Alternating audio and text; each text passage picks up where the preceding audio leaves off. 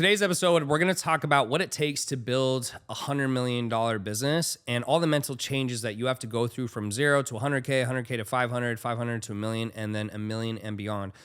I think the first thing I want to start with is that you have to burn the boats. Something that really held me back, that slowed me down, is from 22 to 25, I made $2,000 in my entire business. And the whole reason is I was too scared to leave what I was doing or invest in myself. So I had the mindset that, well, I don't have the money to learn how to do this, so I just can't do it. Versus having the mindset, I'm a grown ass man, and figuring out how to find the money to learn what I needed to learn. And so for 3 years, I made $2,000 in my business. Absolutely pathetic. Almost went back to school multiple times. And then at 25, I finally invested in a mentor, used $5,000. I put $3 on a credit card, $2 in my savings account. That's all I had. I was basically broke. And then I went out to do $1 million that year. The reason it didn't happen faster was not because I wasn't capable. It wasn't because I couldn't work hard. It wasn't because I didn't want it. It's because I didn't burn the boats. I thought that for me to be successful, I needed to make money or have money to start my business. And that's just not true. A lot of life is honestly, you just tell yourself the things you want to believe. A lot of people get caught up in what is the actual truth. It doesn't fucking matter what the truth is. The truth is what you say it is. So if you want to believe the sky is green and you tell yourself enough the sky is green, you'll believe it. And when you start believing something, you'll take actions that will start giving you those results. So if I could give you one piece of advice, it's decide what it is you want and go all in.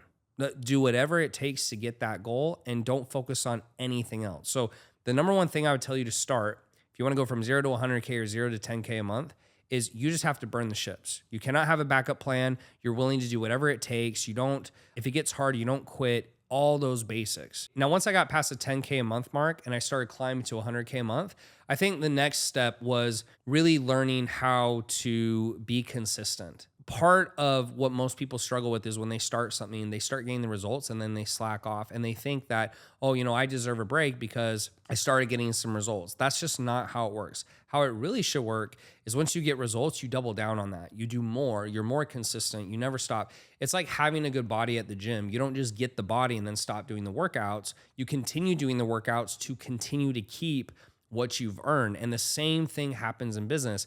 And so as I was scaling from 10K a month to 100K a month, the thing that really stuck out to me is I just continued to stay consistent. I didn't let anything get in my way. I didn't let anything stop me from doing the inputs. Inputs being X amount of messages a day, X amount of sales calls, having the calls with my team, going to the gym, waking up early. Like I just did whatever I had to do. And then what happens is the outputs will start to take care of themselves. Now, once you get to 100K, most of that can be done with either just yourself or a very small team. You shouldn't need more than 4 or 5 people if you're scaling a business to 100K a month, especially if you have a high priced offer, right? So if you're selling something at $2,000, $3,000, $4,000, $5,000, it doesn't need to take a massive team. So a lot of it is just grit and determination. It's just putting your foot down to the pedal and not letting off the gas. Now, once you get to 100K a month, that was a little more challenging to me to get from 100 to a million because I realized at a certain point, there's only so much time in the day. And so I wasn't able to oversee every little thing or do every single message or look at every call or have every call with a client, or I couldn't do everything. And so I had to start relying on my team to help me.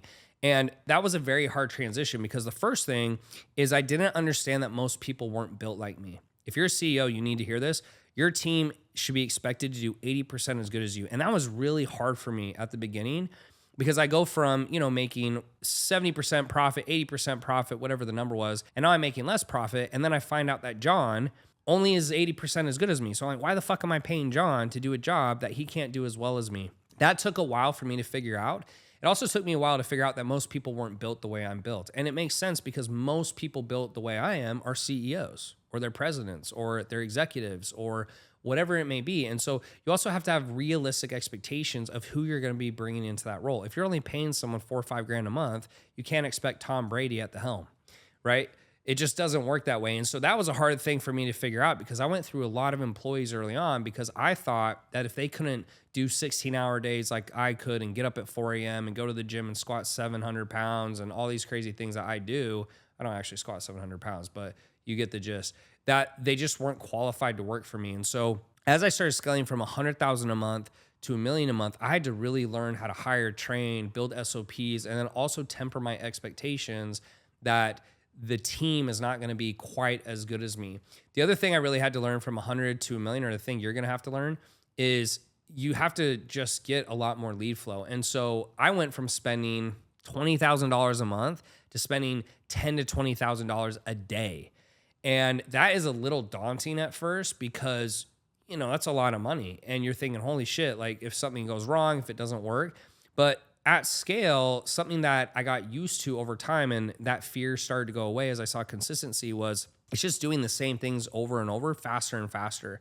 And so as long as those KPIs were met, where we're calling everyone and we're texting everyone and we're following up and we're sending the emails, as long as those things came into play, then, and I saw a certain number for leads and call bookings, I knew we were going to hit our metrics. I knew each and every month what we were going to make because it became very, very predictable. And so I'd say the two biggest mindset shifts you have to make is from 100 to a million a month, 100K a month to a million a month. You have to get really good at building a team. You have to be really good at being a leader. You have to be really good at push and pull on motivating your team, but also putting your foot down, and then just spending a shit ton of money on ads. Now, if you have a big organic following, you can get away with that. But for 99% of the people on this call who aren't Mr. Beast, you have to pay for it. No matter how big your following is, at some point you have to pay for it. And so the goal or the way you scale is simply you just get more eyeballs. And the way you get more eyeballs typically is with paid traffic. So that means you have to learn a lot of skills: marketing, sales, management, hiring, training, SOPs, follow-up processes, email systems. It's a lot of stuff that most people are not familiar with. And so that was also a big mindset shift for me. And then if you are lucky enough to get 2 million a month and you go to 2 million a month, which is where I have maxed out at, I haven't gone much past that, so I'm not going to speak on it, but it's now turning your leaders into better leaders. Like you're pouring into your executive team, your management team. You're not spending time on lower level tasks anymore. Your entire existence is built around maybe your top 4 or 5 executives and just trying to make them the best leaders that they can be so they can direct and manage your team. Because at that point, your team is too big for you to possibly have your hand in every single cookie jar. So those are some of the main mindset shifts from 0 to 2 million a month. I would say outside of that, the biggest thing that has made me successful and continue to help me is I'm just very persistent. No matter if the business is doing good, the business is doing bad, I wake up and I do similar tasks every single day, whether it's shooting content or it's managing the team or it's taking sales calls if someone got fired or whatever it is. I'm just always consistent. And what I've seen with the most successful people in the world is it's not necessarily that they're smarter. It's not even necessarily sometimes that they work harder. It's just that they're willing to do it for a longer time period. And most people will start to let their foot off the gas after X amount of years or X amount of months. And I think the people who do the best over time are just more consistent than anyone else. And that is what is super impressive to me. So that's it for this episode, guys. That's the mindset shifts that you're going to have to make anywhere from 0 to $2 million a month. If you like the podcast, make sure to share it and leave me a review. That really helps. And I'll see you guys in the next episode.